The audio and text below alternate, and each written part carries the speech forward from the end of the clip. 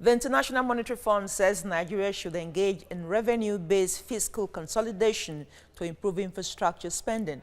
It also wants the country to address structural challenges for improved economic diversification. Now, this was made known at a presentation of the Regional Outlook for Sub-Saharan Africa, as Lara Afolayan now tells us. A public presentation of the Regional Outlook for Sub-Saharan Africa by the International Monetary Fund. The outlook projects a 2.1% growth for Nigeria from 1.9% in 2018. It foresees the country's near-term outlook remaining subdued on lower oil prices with spillover effects to the non-oil sector.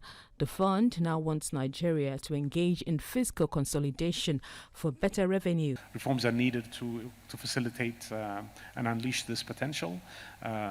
Important objective, we feel, is further tax revenue mobilization. Non-oil revenues at only about 3.5% of GDP are one of the lowest in the world and not sufficient for the government to be able to provide all of the public services it needs to. Nigeria's fiscal and monetary authorities present here speak on the country's existing fiscal and monetary reforms. To ensure this growth that we have just started under the after coming out of the recession is sustained. As we have seen it, the growth is, even though it's marginal, but it's been sustained up to now. We have come out of inflation and we are making steady but slow progress towards growth. Growth in sub-Saharan Africa is to touch 3.5% in 2019 from 3% in 2018.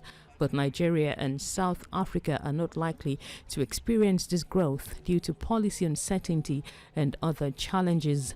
The International Monetary Fund now wants this limitation to growth addressed. Thankfully, it has picked up some in recent years, and we're projecting growth at, I think, 2.8% this year.